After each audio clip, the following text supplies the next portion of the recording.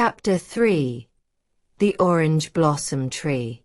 After saying goodbye to the crimson family and the red ramp that still vibrated slightly under the children's footsteps, Noel led Luna, Nino, and Nina to the next tree. The path was a wide, beaten path for dozens of steps, bordered by round stones and covered by the playful shadows of the leaves. The air gradually became warmer, and the light penetrated through the branches in a special way, almost like a continuous sunset. As they advanced, a sweet, citrusy scent began to envelop them. "Do you smell it?" Luna asked, taking a deep breath. Nino nodded. "It's like an orange, but also something sweeter." "It's the orange blossom tree," Noel said warmly. "The Amber family's home, you'll see. It's the brightest of them all." And indeed, when they passed the last bushes, the tree appeared in all its glory. It was tall, with wide branches that stretched out like welcoming arms. Its orange flowers were not only beautiful, they seemed to be lit from within, emanating a warm light, like that of a natural lantern. Their petals had golden reflections, and when the wind touched them, they made a fine, crystalline sound, similar to the tinkling of a bell. "Wow," Nina whispered with wide eyes, "magical."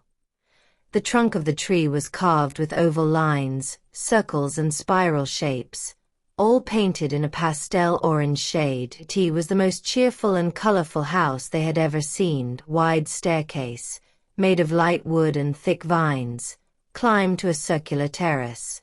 Small glass jars were hung all around, each containing an orange firefly, which sparkled happily. "Who had the idea for the jars?" Luna asked. "Pippi," Noel said laughing, "said that flowers light up beautifully, but fireflies light up funny." Before they approached the staircase, a burst of energy erupted from above, followed by a short scream. "I'm here." A little rabbit jumped from the terrace, doing 2 somersaults in the air before landing like an elastic ball in front of them. He had orange fur like a ripe peach and bright yellow eyes. Its ears were trembling with excitement. "I'm Pippi. Welcome to us." Nino and Nina burst out laughing. "Are you Pippi? How much energy you have," said Nina.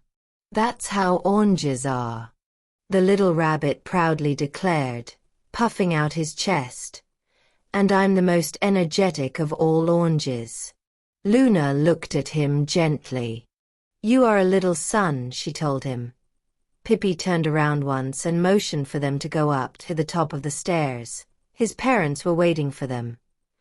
𝕊𝖆𝖌𝖎 was a tall and robust rabbit, with darker orange fur, almost rust.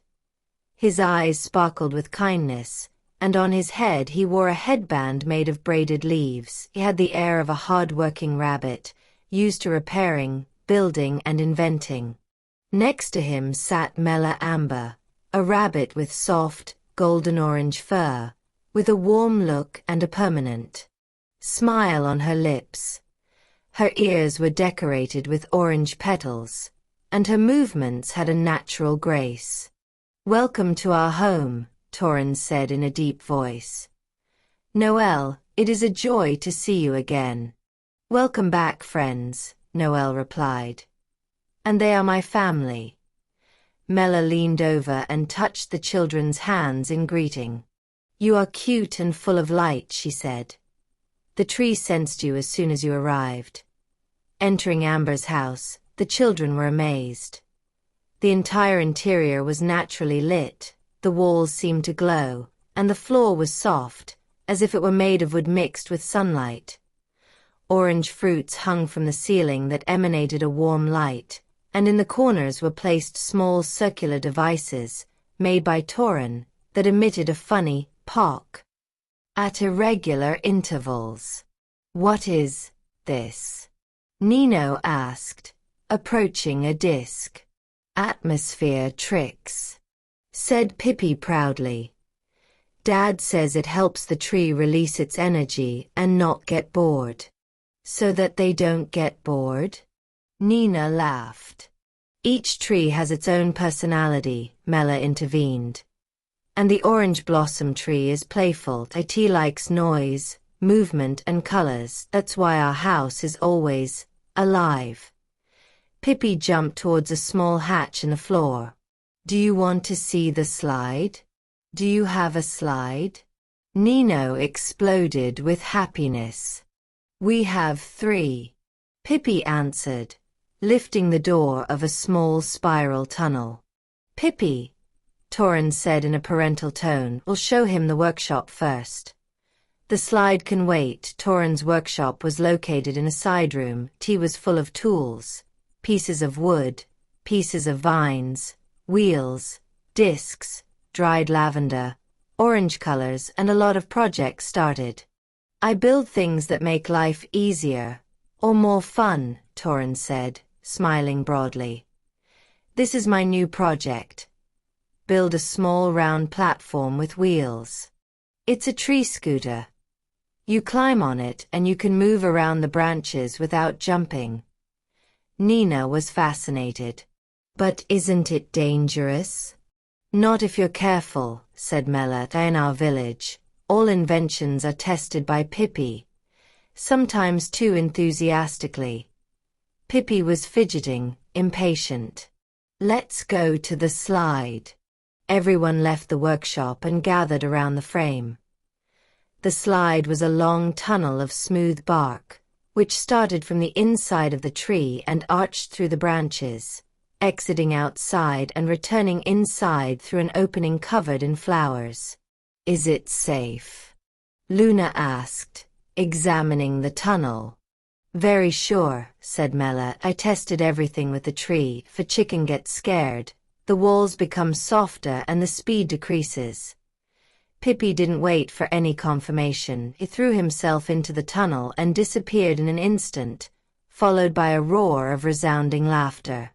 I want it, said Nino, launching himself too. Nina followed him. The tunnel made musical sounds as the children slid through it, as if the flowers were singing.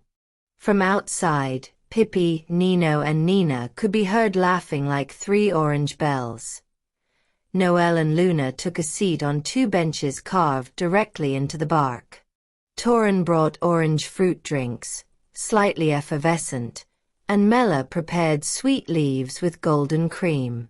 Your family seems happy here, said Luna. We are, answered 𝖭𝖏𝖫𝖊𝖘. The tree gives us energy and we give it joy back. You live in a permanent show of color, Noel added admiringly. Each family has its own gift, said 𝖭𝖎𝖙. We have the orange light. You have the blue piece. After a few minutes, the children returned, completely charged with energy. I want it again, shouted Nino. Me too, said Nina. Later, said Pippi. Now I'll show you the terrace. The main terrace was a large space, full of soft orange pillows and baskets of bright fruit. From above, you could see part of the village, colorful trees, suspension bridges and small flying boats crossing the sky. The sun's rays hit the orange flowers, making them seem alive like slow flames. At night, said Pippi, all these flowers light up and illuminate the bridges. That's why people call us the merry light of the village. But it is also a responsibility, 𝖭𝖏𝖫𝖊𝖘 added. If the light decreases, it means that something is disturbing the forest. It doesn't happen often, 𝖭𝖎𝖙 said confidently. Our tree is sturdy. While the children played with little luminous balls made by 𝖭𝖎𝖙, Noel and Luna looked down at the roots of the tree. There, a circle of large stones surrounded the trunk. Light vapors of light came out of the stones, a sign that the tree was in harmony with those who inhabited it. 𝖭𝖎𝖙, said Noel, I noticed your protection system around the root. It looks like the one I thought of for the blue flower tree. Yes, I was inspired by your style, 𝖭𝖎𝖙 admitted proudly.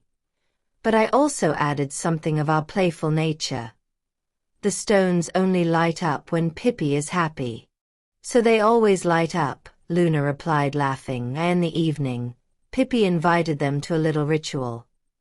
The tree began to vibrate slightly, the orange flowers shook and their light intensified. Tea was the expression of the tree, the way the tree showed its gratitude to those who visited it and brought joy. Lyra and Vino Crimson had also appeared, curious. I saw the light from you. Vino said, It is stronger than usual. Yes, added Lyra.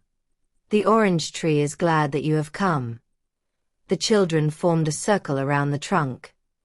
Each of them touched soft bark. That moment, the flowers lit up even more brightly, spreading a warm orange light that enveloped everyone. It's like a sunrise, Nina said excitedly. It's our blessing, 𝕁𝖆𝖏 said. When the ceremony ended, Pippi ran to Nino and Nina. Come again. I'll show you the more secret slides next time. We promise. They answered at the same time. Noel, Luna, Nino and Nina left the orange blossom tree with big smiles. It was clear to everyone that this was the village of pure joy. And they had just visited the second family.